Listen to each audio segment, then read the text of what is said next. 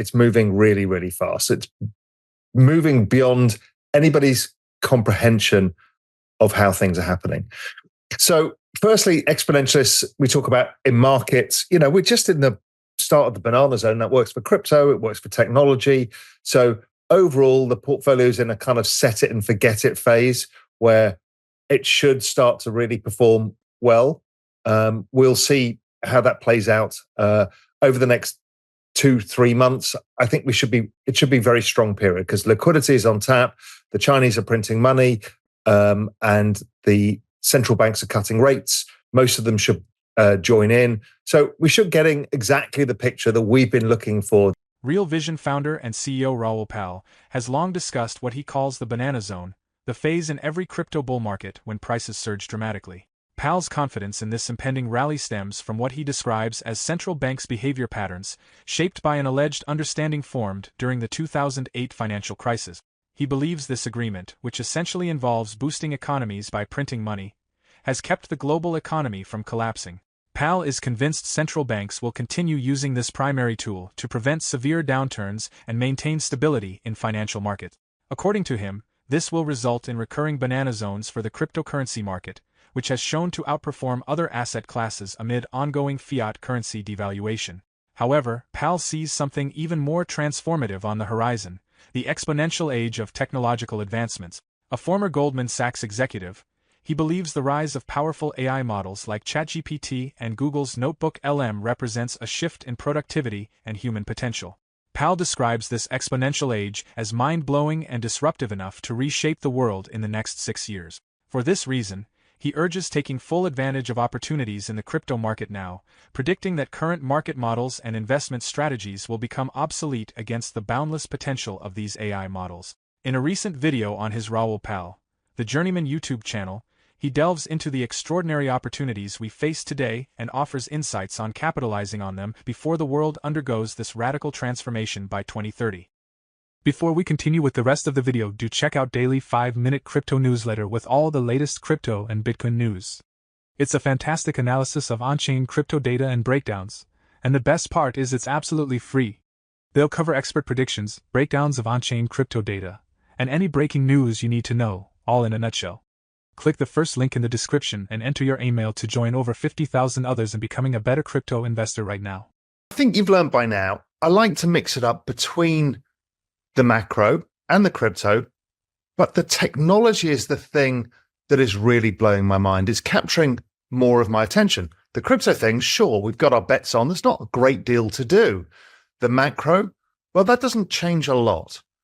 We wait over time for the business cycle to develop to look for the great opportunities. And we're in that macro summer transitioning to macro fall that will take us for the next 18 months. So there's pretty much nothing to do for the time being. Let the bets play out, let the banana zone begin. But in the technology side, there is literally a shit ton going on. There is more things going on than any of us can comprehend. And this is what I've talked about at the exponential age. I've said we've only got 6 years, I think, to kind of sort our shit out, make as much money as we can before the world changes so much that we can't truly even understand it anymore. We don't even know what business models apply, what work we do. Now, I'm not saying in 6 years' time everything has changed. What I'm saying is in 6 years' time, things will be changing so fast that it'll really create an uncertainty. I think it's even now hard to even build businesses. We've kind of got financial markets to ourselves for the time being, but before long, we have to share it with AGI. And the opportunity set changes yet again, and we figure out new ways of doing things. You see, I think a lot about AI. I think a lot about AI and what it means. Robotics. We've just seen the whole Tesla event and where robotics are going. Now, again, Elon may have used people behind the scenes controlling the robots, but the point is to set your imagination what the world is going to be like. Now, it shouldn't have taken your attention away that essentially the guides to the theme park of that Tesla were the Optimus robots, the bar people, the Optimus robots. And that tells us the scale of disruption that is coming. And then there was the robots that drive you around, the robots that deliver you from A to B. And if you walk around in the streets around you, you'll see that in any city, most of the people in a car are getting paid to drive you there, whether it's a taxi driver, a bus driver, a delivery driver, a truck driver. All of these people are seeing their future change in front of their eyes. The tools that we use are changing so fast, it's hard for us to keep up with it. At last week's highly anticipated Why Robot event, Tesla, the American automotive and clean energy giant, unveiled a series of cutting-edge innovations, including the robo-van, robo-taxi, and the humanoid Optimus robot. First introduced in 2021, the concept of a humanoid robot with advanced AI capabilities took a major leap forward with the latest model, Optimus Gen 2.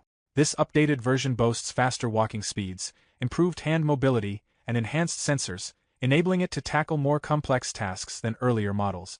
During the event, Tesla CEO Elon Musk emphasized Optimus's abilities, stating it could do anything you think of and envisioning a future where everyone might want an Optimus companion. He described the robot as Tesla's most significant creation yet. In his video, Raoul discusses how advancements like these AI models are poised to transform the world and human activity. Here are more clips from his video. I've said before, that's the nexus of my nexus. Let's not overuse that word. That's the DNA of my thinking. Everything that I do starts there. That's the most important thinking, the kind of deepest analysis that's been going 20 years or so. But out of that, I asked David Mattin, who writes with me there, you see him on Real Vision a lot, to come and help me just develop this into a separate, more affordable research service called The Exponentialist, which is really help you navigate these extraordinary technological times. And it's not only, hey, this is what the technologies are coming and this is how they're all going to fit together. This is how we can invest in it. We've got a portfolio that's done very well, but it's not about that either. It's about what it means for you and I, how we can leverage this new world, how we can not feel left behind. Basically, we not only need to invest in our demise, which is what we've got 6 years to do, but also we need to stay on top of the competition. And the competition is superpowering itself by using these tools. There are many of these things that keep coming out that really kind of 10x our productivity and our way of navigating the world. The hard thing is actually just staying on top of the trends. I mean, I feel like I've left behind. I can't use the kind of agent side of stuff. I don't know how to do it. I don't know how to get it to build websites for me, but other people are getting it to build websites. I've seen things like Replit, which is based on these AI tools for coding, people from a few prompts building entire websites, landing pages, all of that stuff.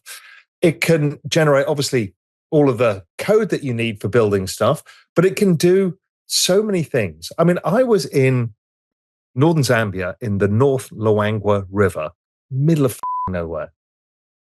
I mean, I don't think there's probably, I don't know, maybe 100 photographs of that area ever. And I take a photograph of a bend in the river, put it on ChatGPT-4 and said, where's this? It goes, well, looking at the fauna and flora, it's either northern Zambezi or northern Luangwa. My guess, based on the information I can see, it's probably northern Luangwa. I mean, really? That's mind-blowing. I took a picture of anything on it and just ask it what it is and how it works and everything else. In the supermarket, what are the ingredients? You can.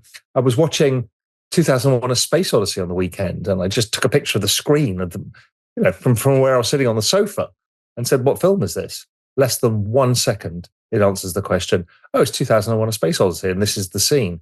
Now, weirdly, some people, when they do the same prompt, aren't allowed to ask that question. So there's some variability in how you get that. And that's one of the things that I'm seeing a lot of is there is a methodology for prompting it if you're trying to get a lot out of it. But if you're trying to have the conversations that I'm trying to have on, I was just showing you earlier about subject matter, it'll do pretty much everything. But when you're trying to push it a bit further to do things, it has the capabilities, but it's often put within constraints.